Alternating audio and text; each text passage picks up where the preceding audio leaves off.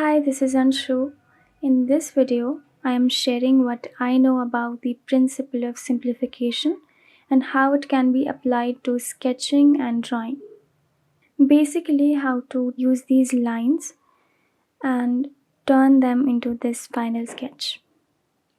So, simplification, first of all, is a very important concept, especially for those who get overwhelmed by the amount of details in a drawing.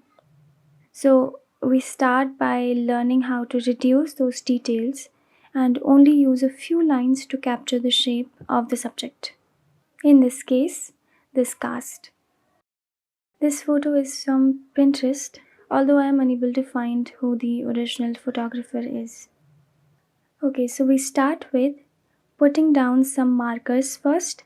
Let's decide how big or small we want to draw so we can use that as our foundation. What we are doing with this is we are learning how to include all those details into one big shape or one big line. And that's the essence of simplification.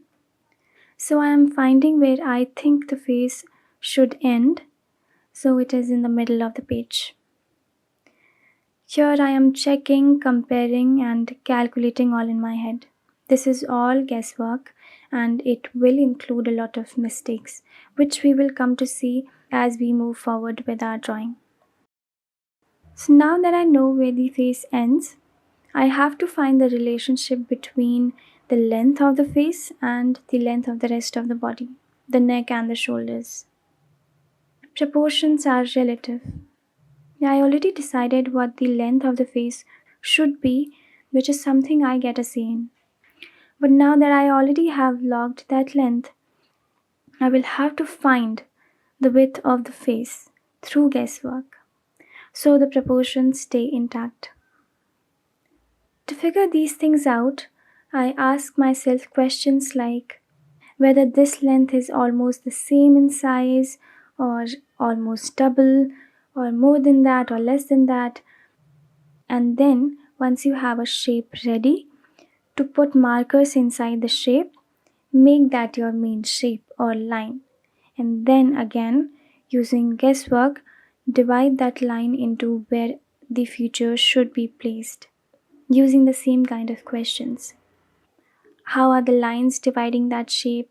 In what ratio visually? What do I think looks correct? And then compare that with the other markers or lines that we already have drawn and repeat the process. And all of this happens in your mind, not with the help of any scale or other tools. Because I believe training the eyes will always benefit you more than increasing your dependency on any tool. Although it's not wrong to try out that method as well, if you wish to. But like I said, not copying proportions with a scale but guessing them in will help us train our eyes to get better, more accurate proportions with time and practice. So I think it's worth keeping in the routine. I am beginning to curve some of the lines now, starting with a line at the jaw because it's a soft angle, not a sharp one, and until now it's looking very sharp, so I need to soften it out. That will help give the drawing more likeness, and comparison from this standpoint will really help with finding mistakes in the drawing. That eye line makes the forehead a little smaller than what it feels like, so let me give some more space to the forehead by shifting the eyeline a little down at that angle. For the rest of the features, let's find where they might be by dividing that imaginary line from the head to the chin into sections in our reference and mark them for each feature. Be very certain of the fact that you will make mistakes. It is very hard to get everything right in the first try. We all will have to make corrections, and that is part of the process. Really. You cannot go without getting some lines wrong. And because we drew other lines, keeping that as our reference, we might need to change them all, which is very annoying but needed. Let's refine these places around the forehead and eye and add more intricate details in the form of smaller lines by using the same principles. Finding the mouth and the lips. I find drawing the mouth, especially the lips, to be the hardest. Even though they are just lines, they can be simplified the same way, but something about them is very confusing. Maybe because it's such a small place to work with or to observe from.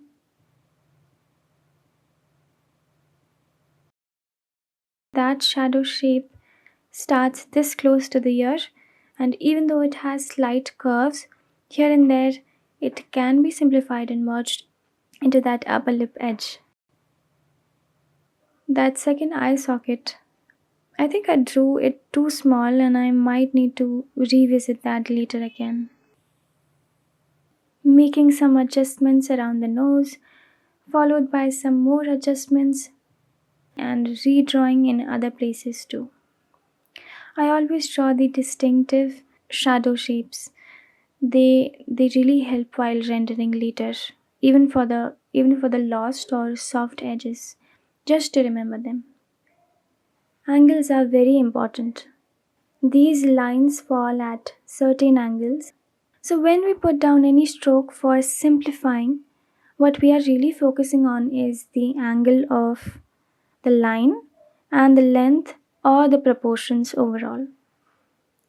That way, getting the drawing to look accurate becomes easier, and using this level of observation would make our studies even more effective because we will be able to see and study the form better.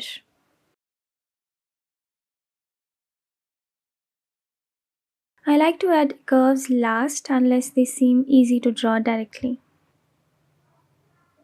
Remember, eraser is our friend in this. Because if we keep adding lines after lines, even after making mistakes, and remake new lines on top, I think we ourselves might get confused about which is the correct marker we decided to go with. So it makes sense to keep things neat and clean. I'm seeing some mistakes in the video in angles and proportions, that too, very big mistakes. Doesn't the neck seem too long? And the head is not looking down enough. I have no idea how I missed that while drawing. It was in fact looking really good. I guess the reason is I didn't look at the drawing from afar, causing me to draw from a narrow vision and making mistakes without realizing on time. I thought the head shape was wrong, so I needed to correct it and add those smaller lines to it. I definitely made it look worse though. For the eye, I'm seeing those triangle shapes, the shadow shapes that are the most prominent looking in that eye socket. So let's draw those shapes inside the eye. Dividing the shape further into tiny shapes. I never want to take break in between, even to observe mistakes from a distance, which is advised a lot. I did this in one sitting. I find digital is better in this regard as one can zoom in and zoom out to check, but traditionally it is very easy to forget. I can see all my mistakes when the photo is placed right next to my drawing. It's very hard to miss them. And I have no idea how I completely forgot about them when I was drawing. Like the mouth shapes, the hair shapes are very tough for me. But this time I'm really putting a lot of trust in myself and really am trying to observe more than randomly, learn one shape and repeat that throughout the whole hair like I usually do when I have to draw hair. Okay, now after some more corrections, I am beginning with rendering, shading with graphite and tonal shading, and now I see everything. This is all wrong. Let me tell you, while the rendering happens in the background, the head orientation is wrong. It's not looking down enough. The neck is too long, like I said earlier. So, proportion wise, I have made some very big mistakes. But I think there is some level of likeness here, at least a little bit. And actually, that's the reason I didn't stop to check anything because, in my opinion, while I was drawing, it looked very similar to me. So I didn't really think twice and just went ahead with sketching, completed that, and then went with shading. Now that I have done some shading on the drawing, I cannot really go back and change a lot of the things. I will have to erase the shading as well. And honestly, I don't really want to do it. It's better if we try with another reference and do none of the rendering part, just the sketching part. The rendering is not complete yet, and I am not thinking of picking up that task right now. So here is my final result for this video. Thanks for being here. I appreciate all the people who hit subscribe and gave the channel 13 subscribers. Really grateful to you all. I hope you are incorporating the idea of simplification. It will help you very much if you have not tried already. Simplify things wherever you feel the need to. Start big and then add details. Thank you and see you soon.